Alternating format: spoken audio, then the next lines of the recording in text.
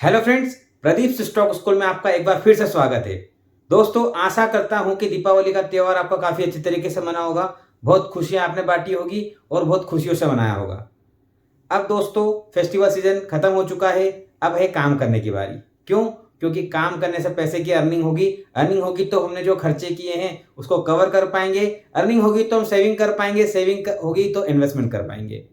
और अब बात अगर इन्वेस्टमेंट की आती है तो प्रदीप स्टॉक स्कूल आपके लिए हर एक बार नई जानकारी लेकर के आता है और वैसे ही आज भी एक नई जानकारी लेकर के आया है।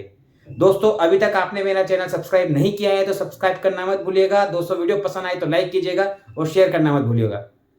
चलिए आज के टॉपिक पे चलते हैं हम और समझते हैं कि आज का टॉपिक क्या है।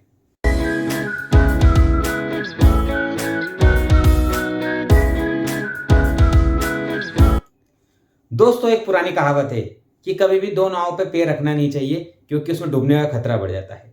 लेकिन अगर हम इन्वेस्टमेंट के लिए जा रहे हैं, इन्वेस्टमेंट की बात कर रहे हैं, तो दोस्तों वहां ये कहावत उल्टी पड़ जाती है। कैसे?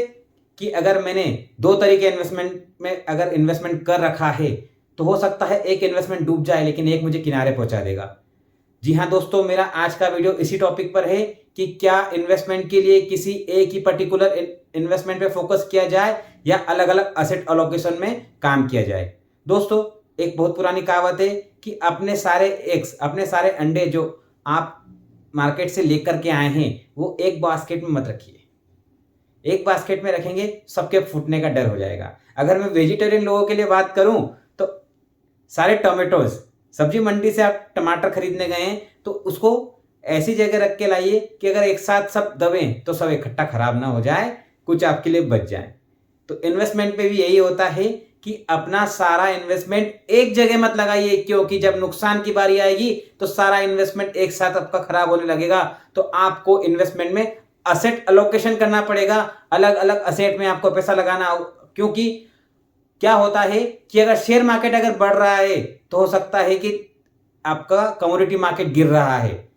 शेयर मार्केट अगर बढ़ रहा है तो हो सकता है कि आपकी एफडी से रिटर्न कम आ रहा है। लेकिन अगर शेयर मार्केट गिर रहा है तो हो सकता है कमोडिटी मार्केट बढ़ रहा हो, आपकी एफडी के रिटर्न बढ़ रहे हो या फिर आपको कहीं और से अच्छा रिटर्न मिलने की गुंजाइश हो। तो आप सारा पैसा एक ही जगह इन्वेस्टमेंट में न लगा के अलग अलग जगह इन्वेस्टमेंट लगा सकते हैं। जैसे कि अगर आपको 10,000 रुपए इन्वेस्टमेंट करने हैं तो आप 2,000 रुपए शेयर मार्केट में लगाइए, 2,000 कमोडिटी में लगाइए, 2,000 एफडी में लगाइए, 2,000 आप म्यूचुअल फंड में लगाइए और 2,000 आप कहीं और लगाइए। अब आप बोलोगे कि भैया 2,000 रुपए लगाने की बात कर रहा है, इतनी छोटी छोटी अमाउंट में इन्वेस्टमेंट होता है क्या? तो दोस्तों, शेयर मार्केट का आपको मैं बता चुका हूं कि एक शेयर खरीदने की जो कीमत होती है वही आपका मिनिमम इन्वेस्टमेंट होता है।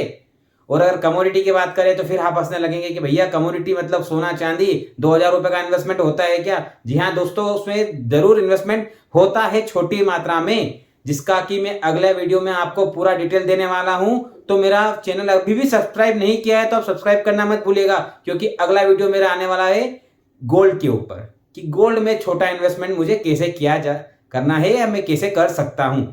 तो अब मैंने जैसा कहा कि आप अलग अलग असेट क्लास में अपना इन्वेस्टमेंट रखिएंगे तो आपको जब भी मार्केट में वॉलिटिलिटी होगी, मार्केट में हलचल होगी, तो एक इन्वेस्टमेंट से नुकसान हो रहा होगा तो दूसरा इन्वेस्टमेंट फायदा देगा। वैसे ही अगर आप अपना असेट अलोकेशन केवल शेयर मार्केट में ही रखना चाहते हैं, शेयर मार्केट में ही काम करना चाहते हैं, तो आप अपने पोर्टफोलियो में सारे पैसे एक ही शेयर में न लगाते हुए अलग अलग सेक्टर के में भी लगा सकते हैं। जैसे कि आप कुछ पैसा फार्मा सेक्टर में लगाइए, कुछ आप आईटी सेक्टर में लगाइए, कुछ आप बैंकिंग सेक्टर में लगाइए, कुछ आप ऑटोमोबाइल में लगाइए। क्योंकि एक्चुअली होता क्या है, आपको मैं फार्मा सेक्टर का एग्जांपल दे देता हूँ कि जब हिंदुस्तान में बारिश का सीजन चालू होने वाला होता है तब उस वक्त मार्केट में थोड़ी वॉलेटिलिटी बढ़ती है, क्योंकि हो सकता है कि ज़्यादा बारिश ना होने की वजह से हमारा जो एग्रीकल्चर का बिजनेस डाउन पड़ जाए और हमारा उस पर शेयरों पे इम्पैक्ट पड़े और मार्केट डाउन आ जाए। लेकिन होता क्या है, उस वक्त बीमारियां बढ़ने का भी डर होता है। तो जब बीमारियां बढ़ती हैं तो फार्मा कंपनियों को प्रॉफिट होता है, तो उस सीजन में फार्मा कंपनियों के बढ़ने का दौर चालू होता है। या अगर मैं आईटी कंपनी की बात करूं तो हमारा जो डॉलर है, रुपये के मुकाबले जब डॉलर मजबूत होता है तो आईटी कंपनियों का रेवेन्यू ज्यादा बढ़ता है और आईटी कंपनी ज्यादा बेनिफिट देती है। अभी वाला सिनेरियो छोड़ दिया जाए क्योंकि अभी रिसेशन की बात चल रही है, तो रिसेशन में आईटी कंपनियां अधिकतर डाउनफॉल में रहती है। लेकिन अगर नॉर्मल वे की बात करें तो जब भी डॉलर बढ़ेगा आपकी आईटी कंपनी आपको प्रॉफिट देगी, लेकिन इंडियन मार्केट डॉलर के बढ़ने से डाउन होता है। तो आपको एक तो फार्मा सेक्टर हो गया, एक आईटी सेक्टर हो गया। ऑटो सेक्टर की बात करें तो जैसे अभी ईवी व्हीकल का दौर अभी आने वाला है। ईवी व्हीकल की बात करें कि अभी बैटरी वाली गाड़ियां भी जो चालू हुई है थोड़ी थोड़ी, वो और बढ़ने वाली है, और आगे चल के इलेक्ट्रॉनिक व्हीकल्स के दौर में अच्छी तेजी आने वाली है। तो ऑटोमोबाइल सेक्टर में भी आप कुछ इन्वेस्टमेंट कर सकते हैं।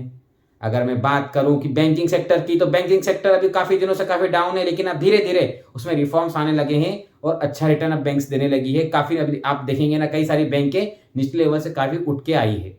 तो आप अपना इन्वेस्टमेंट किसी एक पर्टिकुलर शेयर या एक पर्टिकुलर इन्वेस्टमेंट के प्रोडक्ट में न रखते हुए असेट अलोकेशन के हिसाब से अलग अलग प्रोडक्ट में रख सकते हैं, या फिर अलग अलग सेक्टर के शेयर्स में रख सकते हैं, ताकि आपको एक ही टाइम पे पूरा नुकसान ना हो। आपका एक शेयर डाउन जा रहा है तो आपको दूसरा शेयर आपको बेनिफिट दे दे, या फिर आपका एक इन्वेस्टमेंट जा रहा है तो आपको दूसरा इन्वेस्टमेंट बेनिफिट दे दे। ये था मेरा आज का वीडियो। जैसा कि मैंने आपको कहा कि मैं अगले वीडियो में आपके लिए ऐसा वीडियो लेकर के आऊंगा जिसमें आप गोल्ड और सिल्वर के बारे में समझेंगे कि उसमें छोटा इन्वेस्टमेंट कैसे कर सकते हैं और किस तरीके से कर सकते हैं। आपने अभी तक मेरा चैनल सब्सक्राइब नहीं किया है तो चैनल सब्सक्राइब करना मत भूलिएगा दोस्तों। वीडियो पसंद आए तो लाइक कीजिएगा और शेयर करना मत भूलिएगा। आज के लिए मुझे आज्ञा दीजिए। नमस्कार दोस्तों, जय हिंद।